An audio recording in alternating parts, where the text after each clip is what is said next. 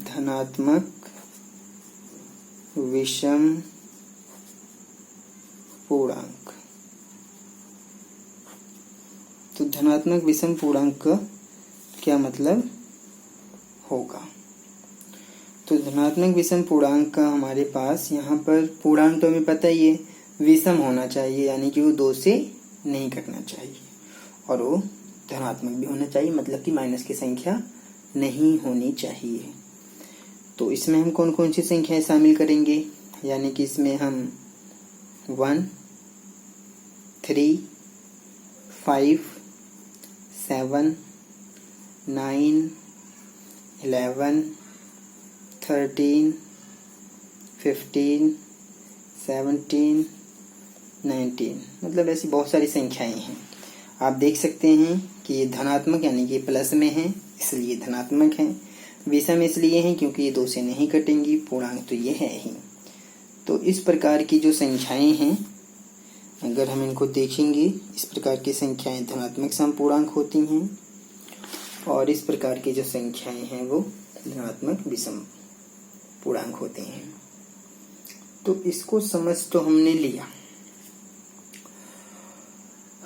अभी भी हमें जो क्वेश्चन सॉल्व करना है, जो एक्सरसाइज में दिया हुआ है, उसके क्वेश्चन को समझना और सॉल्व करने के लिए हमें थोड़ा सा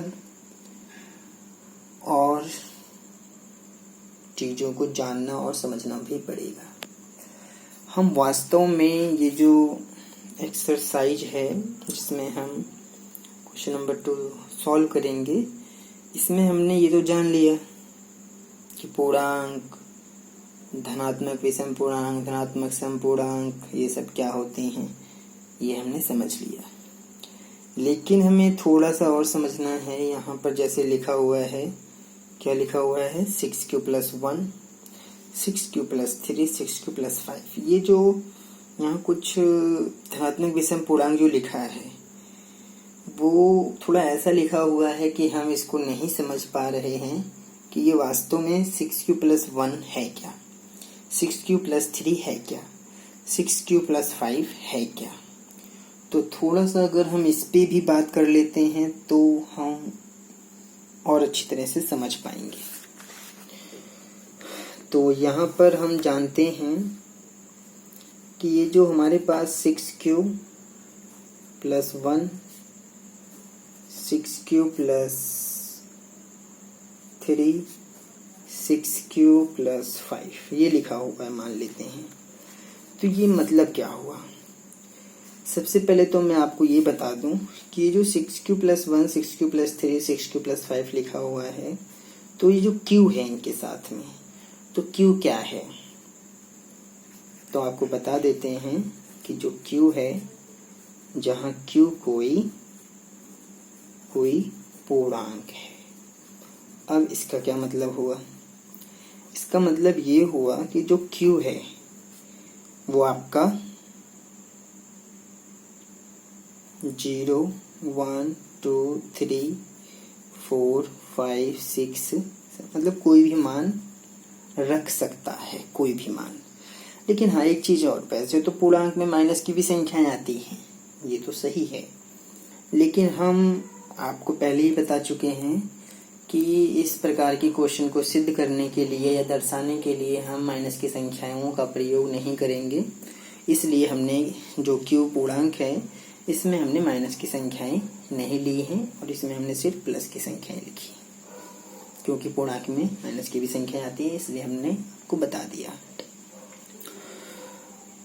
तो यहाँ पर q का मान ये है। तो जैसे मान लो हमने लिया 6q + 1, तो अब अगर हम q का मान 0 मान लेते हैं तो ये क्या बन जाएगा?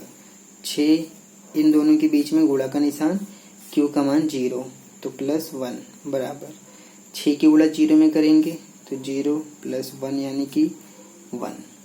यानी कि ये जो 6q + 1 था, ये कौन सी संख्या है?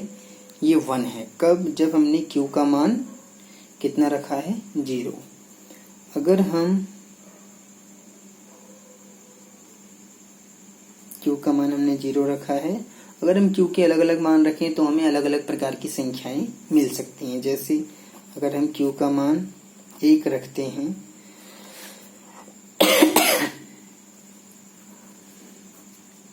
q का मान अगर हम 1 रखते हैं तो यही 6q + 1 बन जाएगा। 6 इंटू q का मान 1 + 1 बराबर 6 की 1 में करेंगे मल्टीप्लाई 6 + 1 यानी कि 7। ये संख्या बन गई। तो अगर हम पहले 1 को देखें तो 1 क्या है, ये विषम संख्या है। 7 क्या है, ये एक विषम संख्या, क्योंकि ये 2 से नहीं घटेगा। इसी तरह से हम q का मान 2 भी रख सकते हैं, 3 भी रख सकते हैं, 4 भी रख सकते हैं, कुछ भी रख के आप चेक कर सकते हैं। तो जब हम 2 रखते हैं, एक और रख के देख लेते हैं। तो 6q + 1 में हमने 2 रख दिया, तो अब हमें क्या मिलेगा, 6 गुणा q का मान 2 प्लस का 1, तो 6 दूनी 12 प्लस 1 13, यानी कि जो कि एक विषम पूर्णांक है 13, क्योंकि 2 से नहीं घटेगा इसलिए। तो हमारा कहने का मतलब ये है कि आपको ये जो 6q + 1, 6q + 3, 6q + 5, इनसे डरने की ज़रूरत नहीं है कि ये है क्या। वास्तव में आप इन संख्याओं की जगह पर q का कोई भी मान रखें, 0, 1, 2, 3, 4, 5, 6, 7 कुछ भी रखें, तो ये आपको कोई ना कोई संख्या बना के देंगी। जैसे कि यहाँ पर हमने 1, 7, 13 ये हमें मिला है, तो कोई ना कोई संख्या बनेगी। तो वास्तव में आपको ये भी बता दें कि ये जो संख्याएं बनेंगी, ये क्वेश्चन में क्या कहा गया था कि ये धनात्मक विषम पूर्णांक हैं। अगर आप ध्यान से क्वेश्चन को पढ़ें तो इसने बोला है कि धनात्मक विषम पूर्णांक हैं ये सारे। तो आपको वास्तव में यहाँ पर 1, 7, 13 ये सब हमारे धनात्मक भी हैं, विषम पूर्णांक हैं ये। तो इसलिए आप 6q + 1, 6q + 3, 6q + 5 आप किसी में भी कुछ भी मान रख के देख लीजिए, आपको समझ में आ जाएगा कि वो कौन सी संख्या बनेगी। तो इसी तरह से आपको कुछ और भी बता देते हैं कि जरूरी नहीं है कि ये प्रोसेस में सिर्फ 6q + 1 ही रहेगा, कुछ भी कंडीशन बन सकती है। जैसे 2q बन सकता है, 2q + 1 बन सकता है, 2q + 2 बन सकता है, 2q + 3 बन सकता है।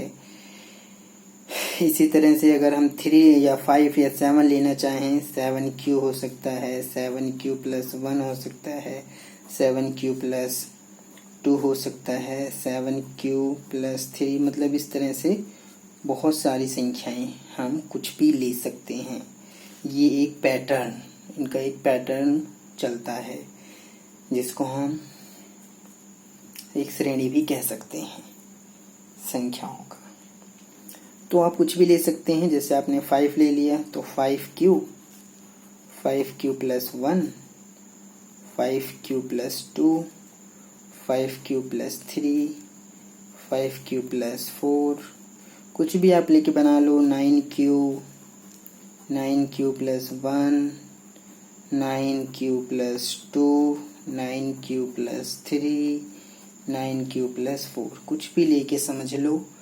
इन सब में आप कुछ भी q का मान रखें, कोई भी पूर्णांक, आपको कोई ना कोई संख्या मिलेगी। या तो वो धनात्मक सम पूर्णांक मिलेगा या फिर धनात्मक विषम पूर्णांक मिलेगा। इसके अलावा कोई भी आपको नहीं मिलेगा, क्योंकि पूर्णांक जो होते हैं वो सिर्फ 2 ही प्रकार के होते हैं। या तो पूर्णांक धनात्मक पूर्णांक या तो सम होगा या फिर धनात्मक पूर्णांक विषम होगा। तो अगर सम होगा तो उसको हम धनात्मक सम पूर्णांक बोलेंगे, विषम होगा तो धनात्मक विषम पूर्णांक बोलेंगे।